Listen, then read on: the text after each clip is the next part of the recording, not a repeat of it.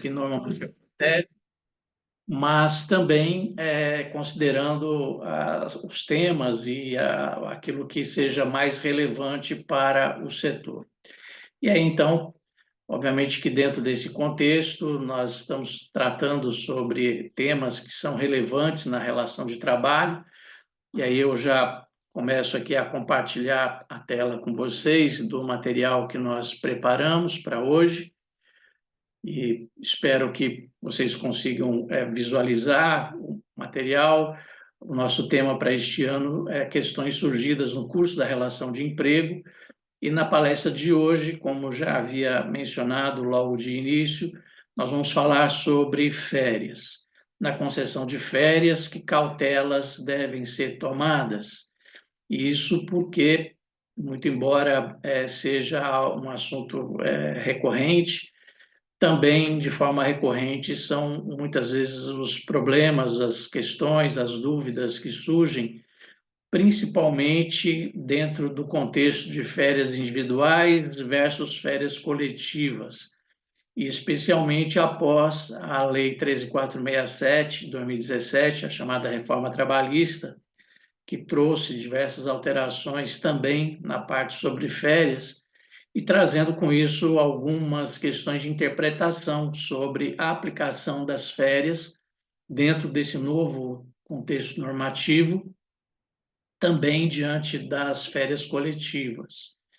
E nós vemos todo final de ano, principalmente, quando muitas indústrias acabam concedendo férias coletivas aos seus empregados, algumas interpretações, a nosso ver, equivocadas, principalmente por parte de representantes dos sindicatos dos trabalhadores, que acabam, então, trazendo muita dúvida por parte dos gestores de pessoal das nossas indústrias do setor de rochas ornamentais. Então, por isso é que dentro dessa programação anual, nós ajustamos para este mês a fala sobre cautelas que devem ser tomadas na concessão de férias, mas também considerando todo o contexto que a gente vive, principalmente processo de negociação de uma nova convenção coletiva de trabalho, nós também iremos abrir aí, ao final, dúvidas e questionamentos que vocês tenham, inclusive sobre o processo de negociação da nova Convenção Coletiva de Trabalho. Além, claro, de outros assuntos que vocês queiram aproveitar o contato, ainda que virtual, para a gente aproveitar, tirar dúvida, esclarecer algum ponto no campo das relações de trabalho para vocês, certo? Então, dentro desse contexto e de alteração, eu pergunto, inclusive, se vocês já estão conseguindo visualizar a mudança da lâmina aqui na projeção, se está tudo bem. Então, pode tanto usar o chat para observação, quanto quiser abrir câmera, né? Então, a Idazilma já deu retorno, a Ana Paula, a Loila, muito obrigado pelo retorno de vocês. Então, vejam, quando se fala em férias, em primeiro lugar, é preciso fazer uma distinção sobre duas situações que têm implicações jurídicas diferentes. E muitas vezes a gente acaba confundindo esses dois institutos jurídicos. É o instituto da suspensão e da interrupção. Suspensão e interrupção de quê? Suspensão e interrupção do contrato de trabalho. Isso porque nós sabemos que o contrato de trabalho ele é um contrato que é durável, ele vai durar no tempo, né? É possível um contrato por prazo determinado, mas só nas exceções que a legislação prevê, como, por exemplo, contrato de experiência, que é a forma mais usual, ainda assim mesmo pela lei não pode passar de 90 dias, e por força de negociação coletiva há muitos anos no setor de rochas, a cada convenção coletiva, a convenção prevê que o contrato de experiência é de 30 dias, podendo ser prorrogado por mais 30. Então, essa seria a situação mais comum. E fora essa, caso de atividades transitórias por parte da empresa, ou seja, quando a empresa tem prazo para acabar, o que é muito raro acontecer, ou as próprias atividades contratadas para o empregado desempenhar a função são transitórias, o que também na área da indústria não é comum acontecer. Então, a regra geral vai ser por prazo indeterminado, e por isso mesmo, ao longo da execução do contrato de trabalho, já que não se contrata resultado do trabalho, mas se contrata a execução do trabalho, é comum acontecer situações que vão impactar a prestação de serviço ou suspendendo o contrato de trabalho, em alguns casos, ou interrompendo o contrato de trabalho. Mas qual a diferença? Vejam que nessa primeira lâmina eu falo sobre a suspensão. Então, o que vai caracterizar a suspensão do contrato é, primeiro, haverá uma cessação provisória da prestação de serviço, e provisória, porque, óbvio, que se for uma cessação definitiva, então vai ser extinção do contrato e não suspensão do contrato.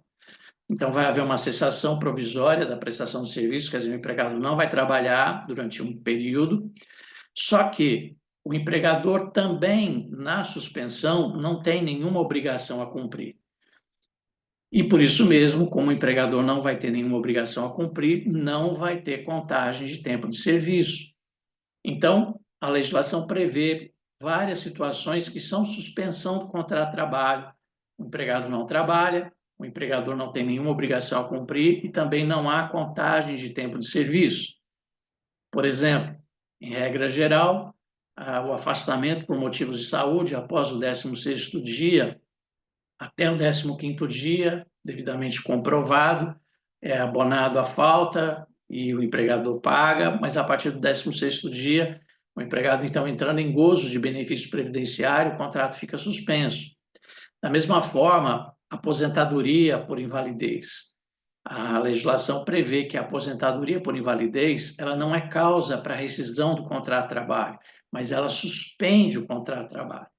Isso porque o empregado que tem aposentadoria por invalidez deferida, ele vai ser submetido a perícias periodicamente e pode, muito bem, em uma dessas perícias, o INSS entender que ele está reabilitado para o trabalho. E então, a aposentadoria por invalidez cessa e ele retorna ao trabalho.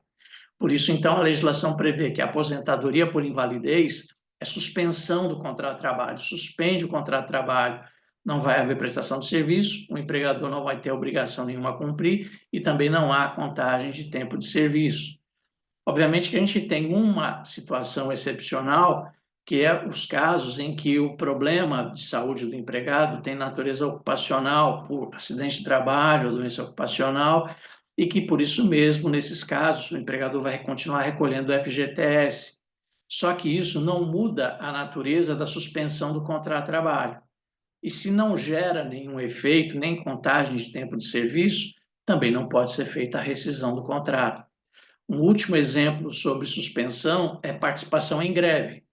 Sempre que ocorre algum movimento grevista, a legislação prevê que a greve suspende o contrato de trabalho. Então, o empregado não trabalha, mas também não tem direito a receber. Então, o ato que põe fim ao movimento grevista, quer seja uma negociação feita com sindicatos trabalhadores ou sindicatos trabalhadores e patronal, ou uma decisão da Justiça do Trabalho no dissídio de greve, esse ato que põe fim à greve é que vai regular os dias parados. Se a greve foi legal, o empregador paga. Se não foi legal, não tem que pagar, porque a greve é suspensão do contrato. Então, são exemplos de suspensão. Agora, além dos casos de suspensão do contrato de trabalho, nós temos os casos de interrupção do contrato de trabalho. E aí, nessa segunda lâmina, na verdade a terceira, né, a diferença entre suspensão e interrupção agora, nós vamos encontrar na suspensão, na interrupção do contrato de trabalho, uma diferença. Tá? O Edmar já pergunta, né? Edmar já pergunta qual o tempo de afastamento para não contar as férias, se tem limite. A gente vai abordar daqui a pouquinho, Edmar, a questão das férias. Antes tem que entender a diferença da suspensão para a interrupção, para então a gente poder falar as circunstâncias que alteram o período de férias, tá bom? Então, veja, na interrupção do contrato de trabalho, assim como na suspensão, não ocorre prestação de serviço. Só que na interrupção, o empregador vai ter obrigações a cumprir e vai haver contagem de tempo de serviço. Então, diferente dos casos de suspensão, na interrupção, o empregado não vai trabalhar, mas vai receber. Ele não vai trabalhar, mas vai receber e vai contar o afastamento como tempo de serviço. Por exemplo, os 15 primeiros dias de afastamento, o empregado não vai trabalhar, mas devidamente comprovado o afastamento por atestado médico, o empregado vai pagar esses dias, né? Então, todos esses casos em que há o abono da falta é interrupção do contrato e não suspensão. E por isso mesmo vai contar tempo de serviço. E aí, então, dentro desse contexto, que vem a ser as férias, que é o nosso objeto da fala de hoje. Em primeiro lugar, já na origem da palavra, do termo, né, a palavra férias, ela vem do latim feria ou feriae, que significa dias de festa, que eram, na verdade, dias de festas religiosas pelos romanos, isso da época ainda do Império Romano. E nesse caso, havia interrupção do trabalho e não suspensão, porque o empregado, na época, na verdade, não havia vínculo de emprego, né? O soldado romano, por exemplo, ele não trabalhava, mas recebia o seu soldo. Então, a palavra férias, ela vem desde essa época vinculada àquelas práticas do Império Romano, em que, por festas religiosas, não havia qualquer tipo de trabalho, mas os soldados, por exemplo, recebiam seu soldo. E essa prática, ela acaba sendo incorporada, principalmente depois da Idade Média, e quando vem a legislação já trabalhista, a partir da Revolução Industrial, principalmente final do século XVIII, início do século XIX, começando pela Inglaterra, alcançando a Europa, depois vindo para a América, chegando aqui no Brasil, final do século XIX, início do século XX, a legislação ela mantém esse mesmo contexto. E por isso, então, a gente pode dizer que férias são período do contrato de trabalho em que o empregado não vai prestar serviços, mas vai receber, vai auferir remuneração do empregador. Mas isso após ter adquirido o direito depois do curso de 12 meses do contrato de trabalho. Então, a natureza jurídica das férias é de interrupção do contrato e não de suspensão do contrato. Então, o empregado não trabalha, não deve trabalhar na época das férias, não deve haver prestação de serviços, mas ele vai receber. Então, é interrupção do contrato de trabalho e não suspensão do contrato de trabalho. E por isso as férias são remuneradas. E por isso, apesar de não ter prestação de serviço, o tempo ele é contado. Agora vejam que para que isso ocorra, é preciso que o empregado adquira direito a férias. Como assim? Existe o que se chama de período aquisitivo de férias. Muito embora as férias sejam um direito constitucionalmente assegurado, a legislação ela prevê que o empregado só vai ter direito a gozar as férias após um período de trabalho. É isso que se chama de período aquisitivo. Então, só durante esse período aquisitivo é que o empregado vai adquirir direito às férias. Da mesma forma como ocorre com o repouso semanal remunerado. Ou seja, não pode trabalhar os 7 dias por semana, mas tem que trabalhar no decorrer da semana para então gozar o repouso semanal remunerado. As férias é a mesma coisa, tem que ter trabalho durante o chamado período aquisitivo para então gozar férias. E a legislação no artigo 130 da CLT, que foi recepcionado pela Constituição Federal de 88, prevê que esse período aquisitivo é cada 12 meses de vigência do contrato de trabalho. Então, a partir da admissão, contou 12 meses de vigência do contrato, começa a contar um período aquisitivo. A partir daí, cada período de 12 meses de vigência do contrato é um período aquisitivo. Só que a legislação brasileira, no artigo 130, ela prevê, em primeiro lugar, que o empregado vai ter gozo de férias a partir de cumprido o primeiro período aquisitivo e nos períodos aquisitivos subsequentes, mas, em primeiro lugar, dias corridos de férias e não dias úteis. Existem alguns países que adotam férias como dias úteis. O Brasil não. O Brasil não adota dias úteis para férias, mas dias corridos. E além de serem dias corridos, ainda existe uma proporção de dias de férias que o empregado terá direito, dependendo das faltas injustificadas no curso do período aquisitivo. Então, esse artigo 130 da CLT, ele vai fazer praticamente uma tabelinha. Eu coloquei na lâmina aí para vocês, né, que depois vocês podem ter acesso a esse material, Cindy Rocha disponibiliza. O empregado ele vai ter direito às férias na seguinte proporção após completar o seu primeiro período aquisitivo. Até 5 faltas injustificadas durante esses 12 primeiros meses de vigência do contrato, ele tem direito a 30 dias corridos de férias, tá certo? Esses 30 dias corridos de férias, em outros países que adotam dias úteis, o número de dias é menor, mas em compensação são dias úteis e não dias corridos. Então, no Brasil são 30 dias corridos, mas se o empregado teve até 5 faltas injustificadas. Se ele faltou mais do que 5 vezes sem justificativa legal, se foi de 6 até 14 faltas injustificadas, o número de dias de férias diminui, não é mais de 30 dias corridos, vai ser de 24 dias corridos. Se passou de 14, ou seja, de 15 até 23 faltas injustificadas ao longo desses 12 meses de vigência do contrato, que é o período aquisitivo, os dias de férias diminuem para 18 dias corridos. E se ele faltou muito, sem justificativa nenhuma, de 24 faltas injustificadas até 32 faltas injustificadas durante o período aquisitivo, só vai ter direito a 12 dias corridos de férias.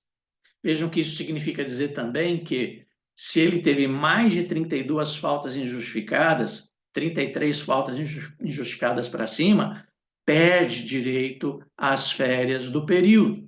Então, para que o empregado goze férias, ele tem que, em primeiro lugar, cumprir um período aquisitivo, 12 meses de vigência do contrato, e a cada 12 meses de vigência é um período aquisitivo que ele completa.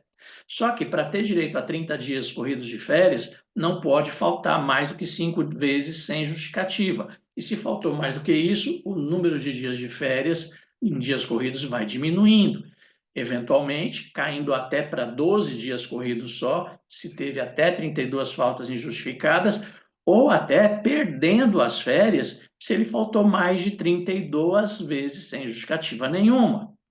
Ponto importante, e aí eu já começo eventualmente a responder, né, a pergunta que foi feita, são desconsideradas as seguintes ausências, quer dizer, faltas que não vão reduzir os dias de férias. Em primeiro lugar, aquelas que a própria lei justifica ou até a norma coletiva, já que acordos e convenções coletivos devem ser cumpridos com força de lei também, né? Então, hoje, a nossa Convenção Coletiva de Trabalho do Setor de Rochas, que, aliás, terminou vigência em 30 de abril, ela já não falava sobre férias, e se não fala nada sobre determinada matéria, a convenção coletiva ou o acordo coletivo, aplica-se a legislação. E, então, a legislação, ela prevê faltas que o empregado possa ter e serão abonadas, né? Por exemplo, até os 15 primeiros dias em face de um problema de saúde, devidamente comprovado por atestado médico.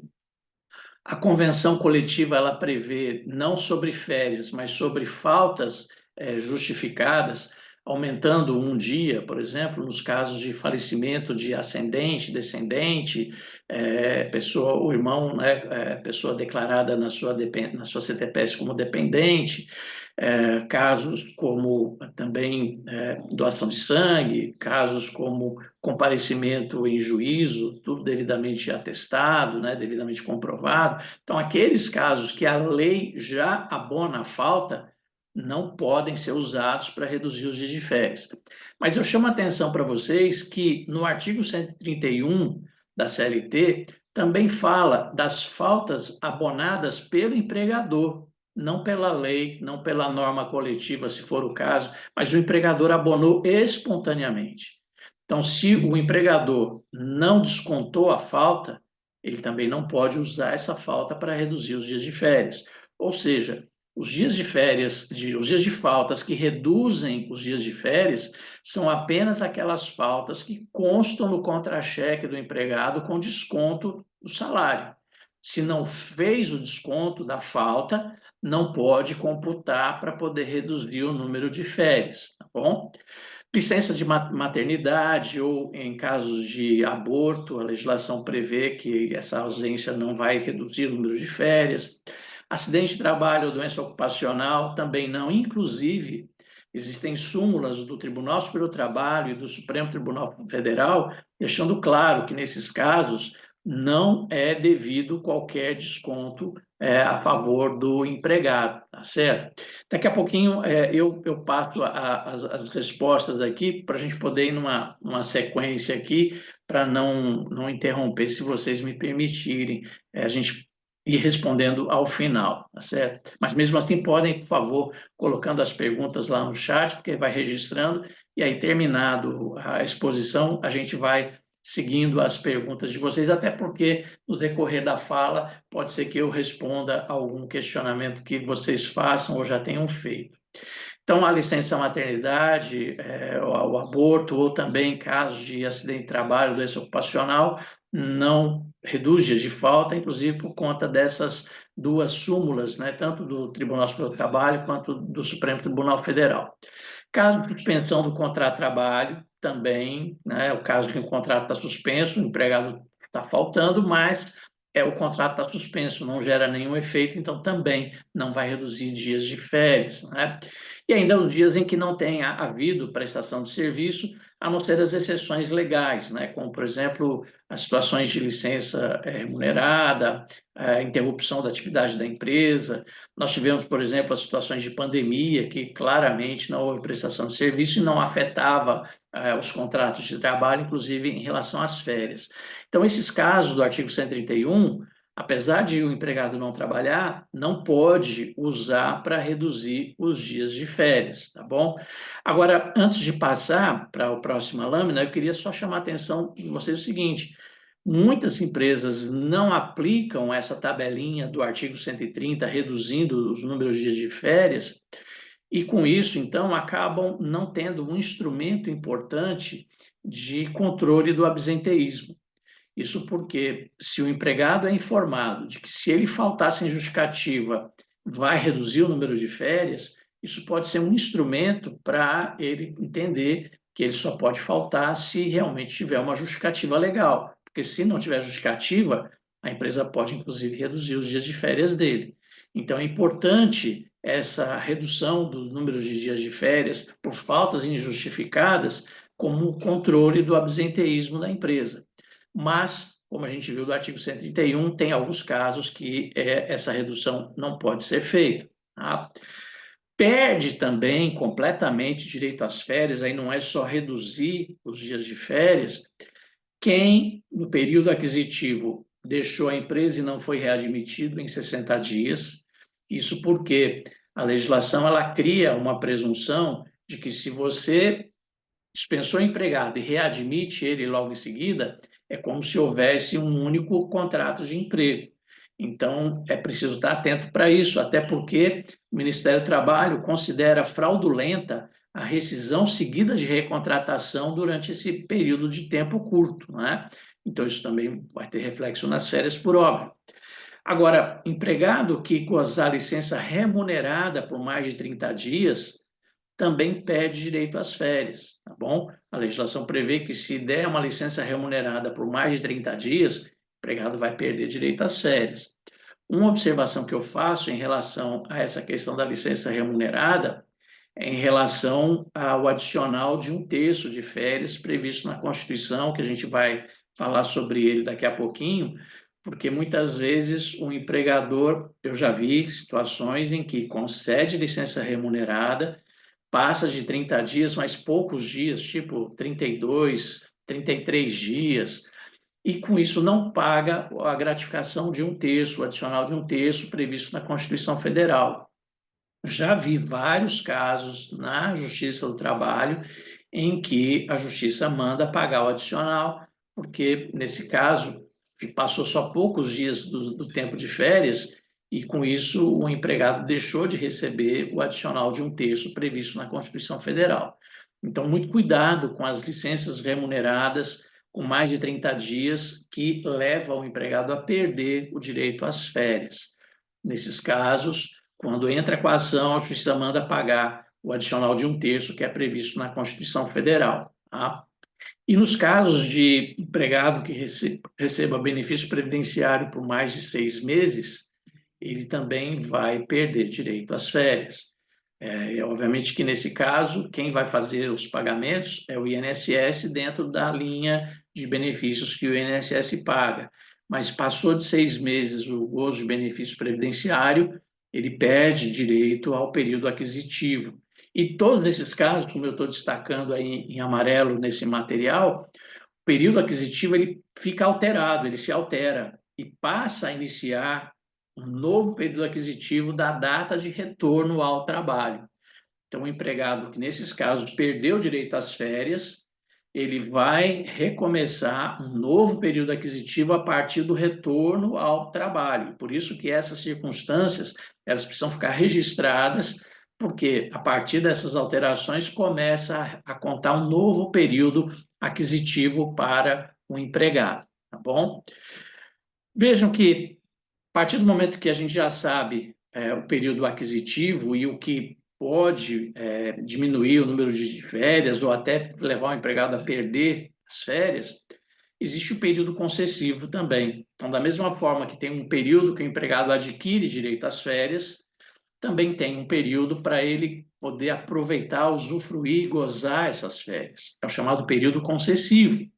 E o artigo 134 da CLT, ele prevê que as férias elas devem ser concedidas por ato do empregador em um só período, em regra geral, e nos 12 meses seguintes à data em que ele completou o período aquisitivo.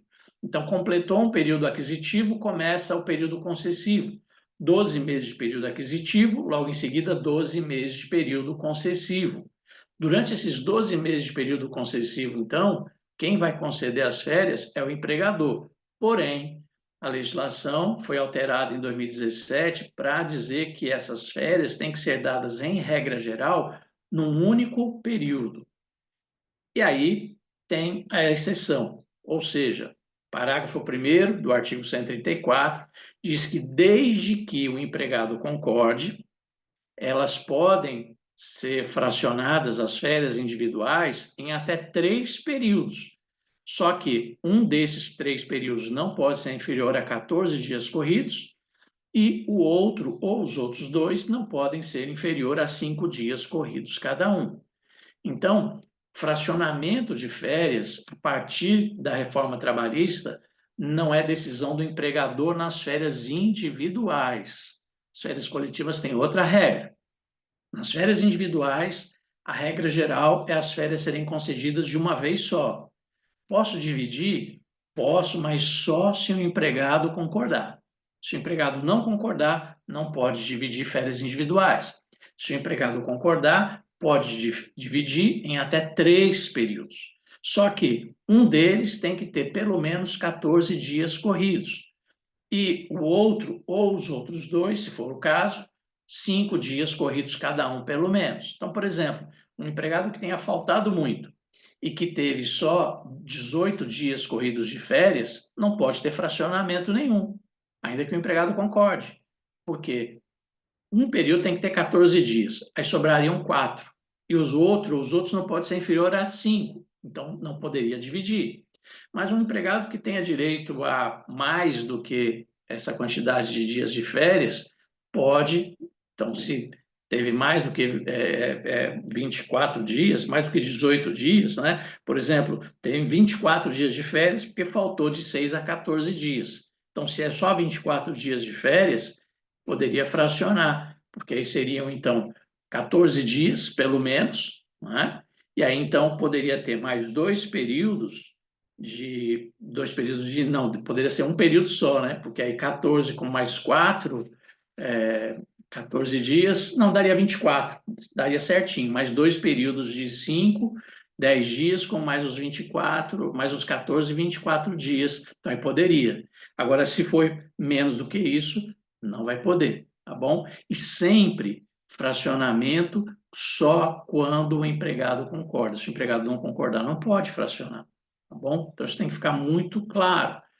Outro ponto também que a reforma trabalhista alterou é que é proibido o início de férias no período de 2 dias que antecede feriado ou repouso semanal remunerado. Tá? Então, tem férias, não pode começar 2 dias antecedentes a um feriado ou repouso semanal remunerado. Uma questão que normalmente surge é quando, por exemplo, o sábado não é trabalhado, porque compensa o sábado de segunda a sexta, né? Então, o sábado ele acaba fazendo parte do repouso remunerado porque já houve compensação. Essa é uma questão que a legislação não deixa claro, uma vez que o sábado seria normal, dia normal de trabalho, e não o repouso semanal remunerado, que seria só o domingo. Então, só não houve trabalho no sábado porque houve compensação. Então, aí a gente vê o seguinte: na literalidade da lei, teria que observar sábado e a sexta-feira poderia começar na quinta.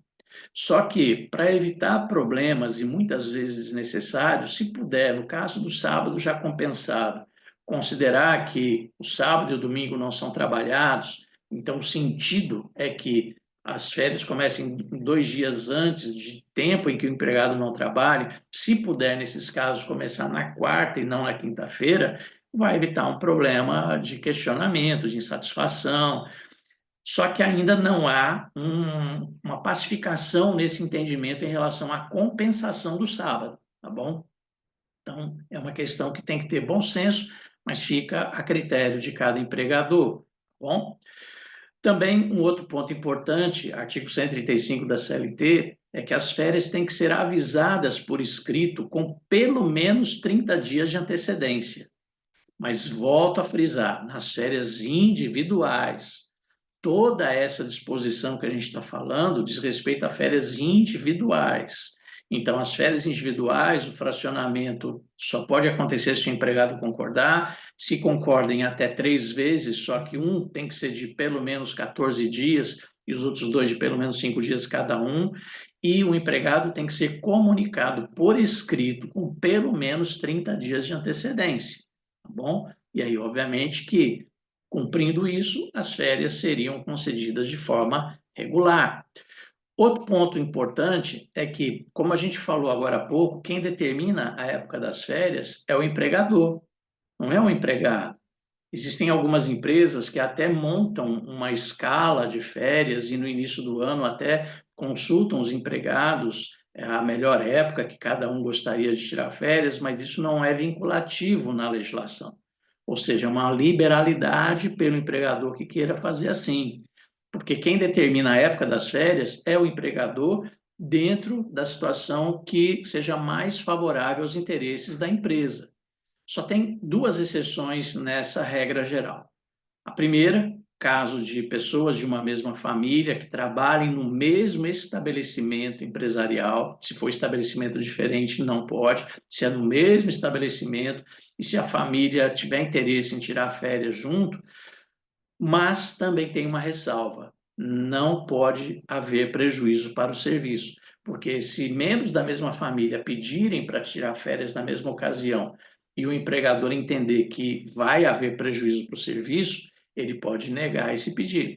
A única situação que ele não pode negar, que é a outra exceção, é empregados estudantes menores de 18 anos, porque a lei diz, no artigo 136, que aí então as férias do empregado estudante menor de 18 anos têm que obrigatoriamente coincidir com as férias escolares. Obviamente que no caso de indústria, isso é mais difícil de acontecer, até porque, como a gente já sabe, empregado menor de 18 anos não pode trabalhar em áreas insalubres, perigosas, então, geralmente, áreas administrativas, não é? Mas fica claro, então, que se é menor de 18 anos e estudante, as férias obrigatoriamente têm que coincidir com as férias escolares. Fora essas situações, quem determina a época das férias é o empregador, ainda que eventualmente ele possa, por liberalidade, montar uma escala e consultar previamente os empregados sobre o interesse da época de tirar férias, mas também não fica vinculado. Se ele concede férias em um ano, numa época que o empregado demonstra interesse, ele não é obrigado a todo ano também dar férias na mesma época, tá bom? E aí a gente chega na questão da diferença para as férias coletivas. Vejam, diferente das férias individuais, Se as férias forem concedidas para todos os empregados da empresa, ou se não atingir todos os empregados da empresa, pelo menos todos os empregados de um determinado estabelecimento, por exemplo, uma pedreira inteira, uma serraria inteira, uma marmoraria inteira, não é? Ainda que a empresa tenha mais de um estabelecimento, mas se todos daquele estabelecimento tirarem férias, será férias coletivas. Ou ainda, mesmo que não abranja o estabelecimento inteiro, mas se abranger um setor inteiro, também serão férias coletivas. O que significa dizer o seguinte: se a empresa der férias para 2 ou mais pessoas ao mesmo tempo, não são férias coletivas se não parar, no mínimo, um setor inteiro. Tem que parar, no mínimo, um setor inteiro para ser férias coletivas. Se eu paro 2 ou mais pessoas numa mesma ocasião, numa mesma época, é o que se chama de férias plurimas. Férias plurimas não é a mesma coisa que férias coletivas. As férias só serão coletivas se eu parar a empresa inteira, ou se eu parar um estabelecimento inteiro, ou se eu parar um setor inteiro. Aí serão coletivas. E nesse caso, veja que artigo 139, parágrafo 1º da CLT, mostra que o fracionamento é diferente das férias individuais.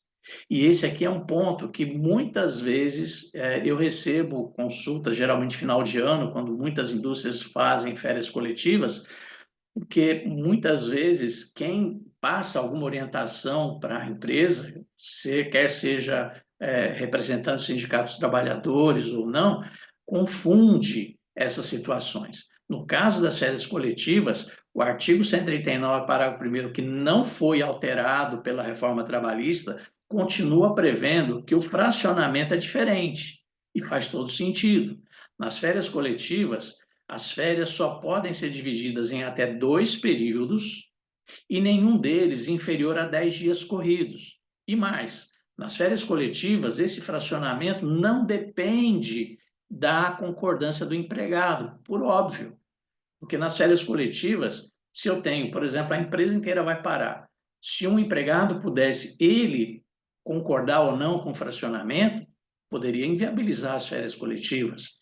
Então, por óbvio, a regra de fracionamento das férias coletivas é diferente da regra de fracionamento das férias individuais.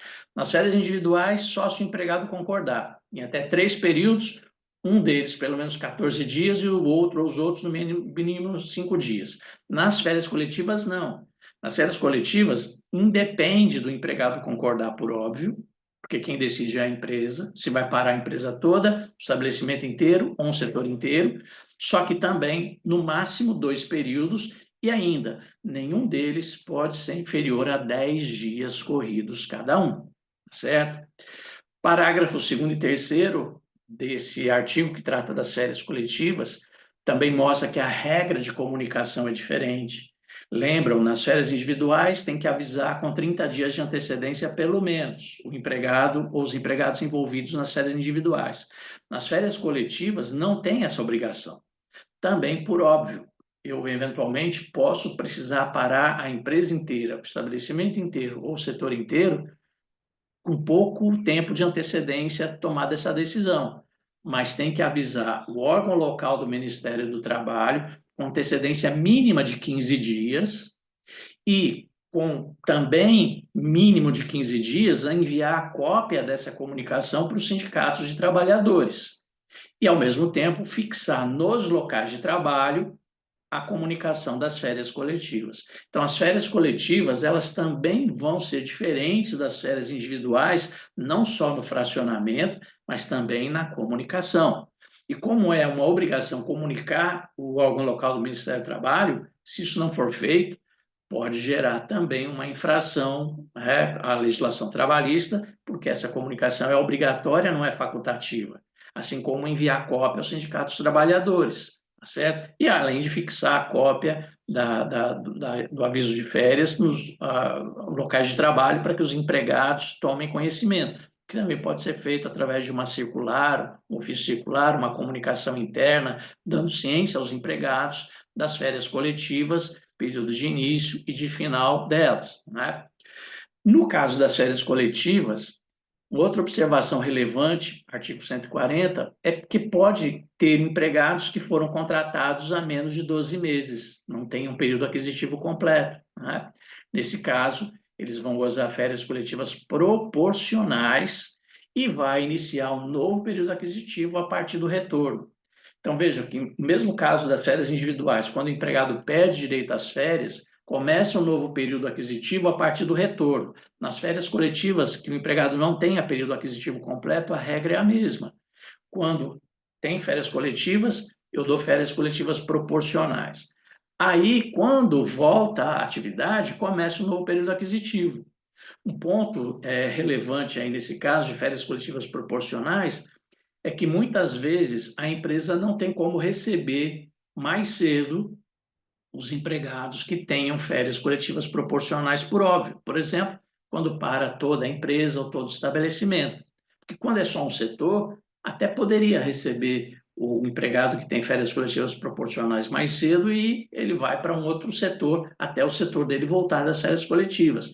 Mas se é toda a empresa ou todo estabelecimento, dificilmente isso vai acontecer. Então, nesse caso, muitas empresas acabam considerando como licença remunerada os outros dias a que o empregado não tinha direito às férias coletivas, tá bom? Isso vai ter reflexo no pagamento, como a gente vai ver. Mas fato é que serão coletivas férias apenas os dias de proporcionalidade. Essa proporcionalidade é simples, né? 1/12 para cada mês completo, fração superior a 15 dias trabalhados no mês, aí computa mais 1/12 nos dias de férias em relação à quantidade de férias que a empresa vai conceder, né?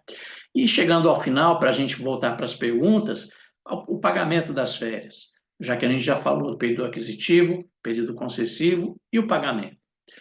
Vejam, a Constituição Federal de 88, ela prevê, no artigo 7º, inciso 17, que é direito dos trabalhadores gozo de férias anuais remuneradas com pelo menos 1/3 a mais do que o salário normal.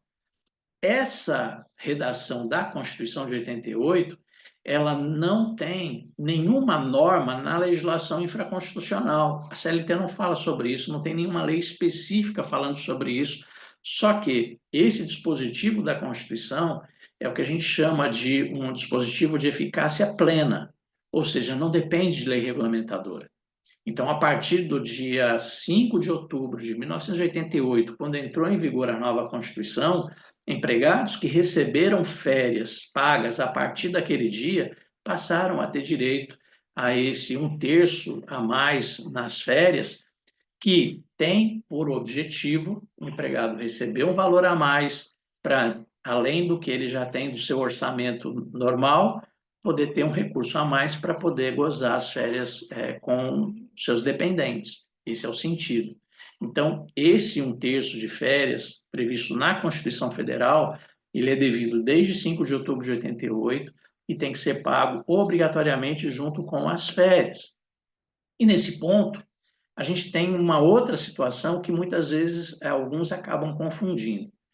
No pagamento das férias, o artigo 143 da CLT prevê que o empregado tem a faculdade, quer dizer, não é uma obrigação do empregador, mas desde que o empregado requeira, o empregado tem a faculdade de converter 1/3 das férias em abono pecuniário no valor da remuneração que seria devida dos dias correspondentes. Então vejam que 1/3 do abono pecuniário não é 1/3 constitucional. Terço constitucional, todo mundo tem direito, independente de requerimento ou não.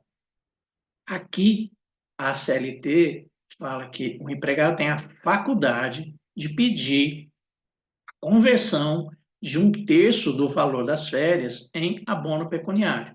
Então, o que significaria isso?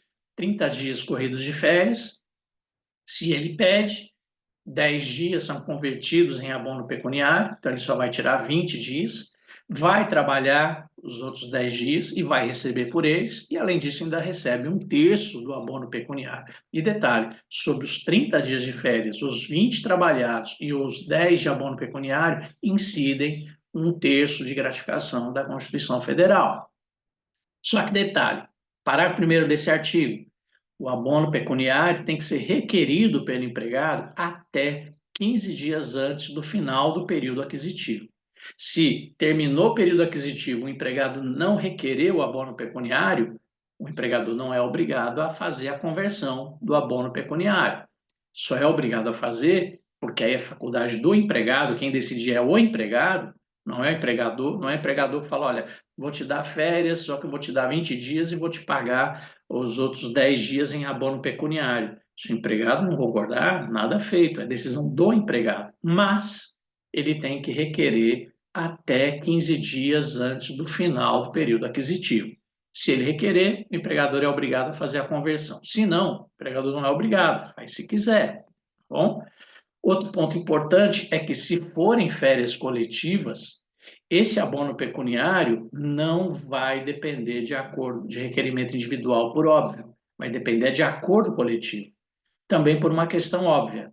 Se a empresa vai parar 20 dias, por exemplo, no final do ano, entre Natal e Ano Novo, né, um pouquinho mais, um pouquinho menos, se vai converter um terço desses dias em abono pecuniário, significa que trabalharia, que tiraria férias um período menor, teria que voltar antes.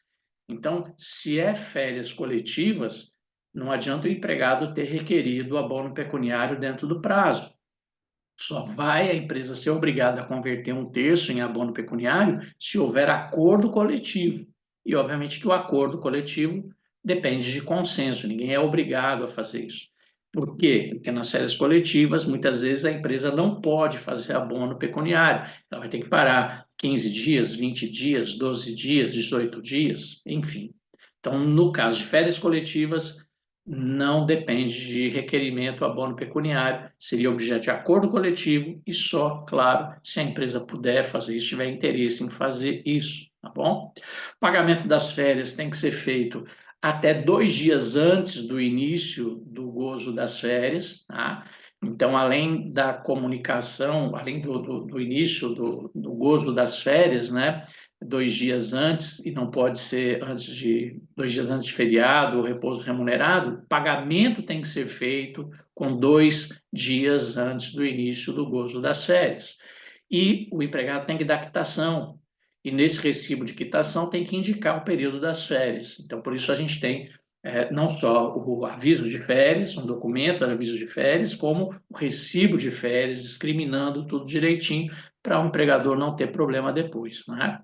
E termino a parte de exposição para a gente poder ir para as perguntas, já dentro aí do nosso tempo programado também. O artigo 137 da CLT fala que o pagamento das férias tem que ser feito em dobro se as férias forem concedidas após o período concessivo devido. Então, se o empregador deixou passar o período concessivo, perdeu aqueles 12 meses do período concessivo para dar férias, as férias terão que ser pagas em dobro. Aqui eu faço uma observação relevante, é que até um pouco tempo atrás havia um questionamento se o fato do empregador ter feito uma comunicação das férias fora do prazo, se isso também levaria ao direito do pagamento das férias em dobro. O Supremo Tribunal Federal já julgou há pouco tempo que a legislação não prevê isso. A legislação só prevê pagamento em dobro das férias se elas forem concedidas após o período. Até o pagamento fora do prazo de 2 dias antes não geraria o direito às férias em dobro. Elas têm que ser concedidas fora do período aquisitivo, é a única regra. E o Supremo, com a última decisão, deixou isso muito claro, que a única coisa que determina o pagamento em dobro das férias é se elas forem concedidas fora do período concessivo. Então, comunicação ou pagamento fora do prazo não gera direito a pagamento das férias em dobro. Bom? E aí, antes da lâmina final, né, vindo aí para as perguntas, os questionamentos que vocês tenham apresentado sobre o que eu acabei de falar, Em primeiro lugar, o Edmar tinha colocado, né, o tempo de afastamento para não contar as férias, se tem um limite, né? Como a gente viu, então, Edmar, artigo 131 da CLT mostra, né, os dias de afastamento que contam e o 133 o que não vai contar, né, dentro do período de férias. Então, dependendo da situação, vai reduzir ou não vai reduzir, tá bom? E Dazi, uma pergunta sobre quantos períodos podem ser concedidos de férias ao trabalhador, né? E vejam, a questão de quantos períodos o empregado vai ter direito, né? O artigo 134 da CLT, quando foi alterado, falando sobre as questões de comunicação e tudo mais, não teve modificação nesse ponto. Então, o empregado ele pode até tirar mais de um período, mas a comunicação tem que ser feita com 30 dias de antecedência de cada período, tá bom? E aí, então, isso tem que ser observado direitinho. E depois, obviamente, cumpriu esses períodos, pode-se fazer as férias mais de um período até. A Gabriele perguntando se a perda do direito de férias, né, por receber benefício previdenciário, se aplica a férias vencidas. Não. Aquilo que o empregado já tenha adquirido direito, ele não perde. O que pode acontecer, sim, é mudar o período de concessão dessas férias. Então, o empregado que entra em gozo de benefício previdenciário e fica muito tempo afastado, quando ele volta, tem que ver quanto tempo faltava dentro do período concessivo para poder voltar a fluir aquele tempo para não ter o pagamento em dobro. Então, a empresa tem que observar, né, a concessão de férias, no caso de quem ficou mais de 6 meses afastado, perde o período aquisitivo, mas o concessivo do que já tinha vencido não vai mudar. Então, tem que fazer um controle muito bem feito disso, né? Da Zilma ainda falando sobre fracionamento em 3 períodos, se um funcionário pode solicitar abono pecuniário dos dias restantes, se ele requerer o abono pecuniário, dentro do prazo previsto na lei, o empregador é obrigado a fazer a conversão de 1/3, só que aí, no fracionamento, tem que observar o número mínimo de dias, né? Então, porque se ficar menos do que 5, não pode ter menos do que 5 dias de gozo efetivo. E aí não entra a questão do abono pecuniário, não. Tá? Nas férias coletivas, no restante do período, o funcionário pode solicitar o abono pecuniário. Então, veja, a mesma coisa, nas férias coletivas, independe de requerimento. Isso é objeto de negociação coletiva. Então, não tem como o empregado requerer abono pecuniário em férias coletivas, tá certo? E da Zilma colocando aqui um exemplo, né? A empresa dá 12 dias de férias coletivas, sobram 18 para as férias individuais, e esses 8 dias podem ter abono pecuniário? Até pode, desde que não fique com menos de 14 dias corridos de férias, tá bom? Então, esse mínimo tem que ser observado, ainda que o empregado tenha pedido abono pecuniário, tá?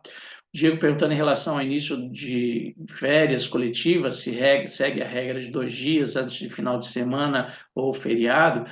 Essa é uma pergunta muito boa, Diego, porque eu entendo que essa disposição está na parte que fala de férias individuais e não das férias coletivas. E tem uma lógica nisso, né?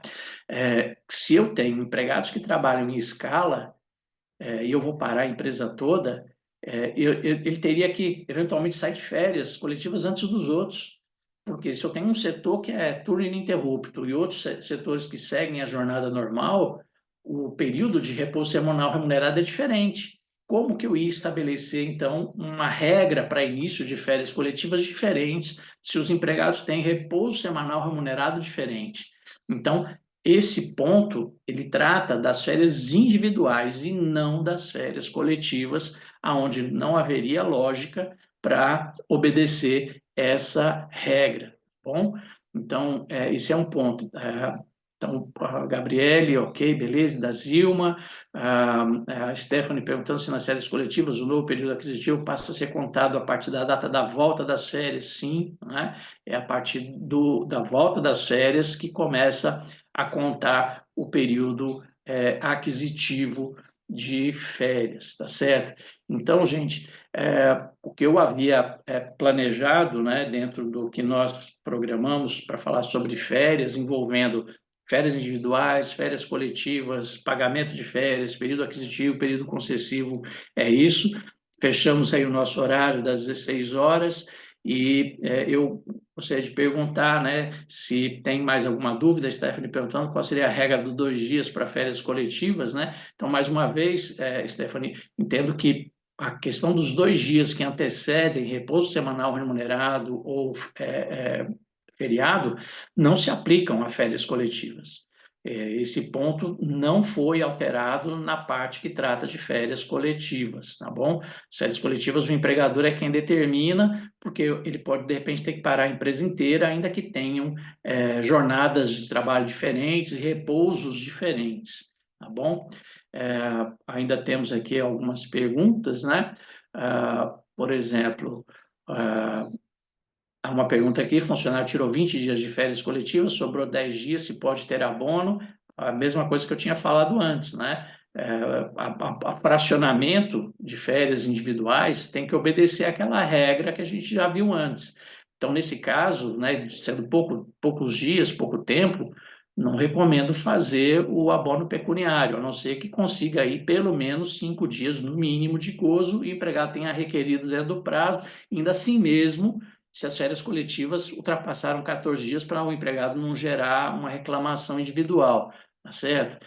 Então, deve-se observar isso. Aviso de férias coletivas ao empregado é de 15 dias, sim, as férias coletivas, a comunicação é de 15 dias e não de 30 dias, como é nas férias individuais, tá bom?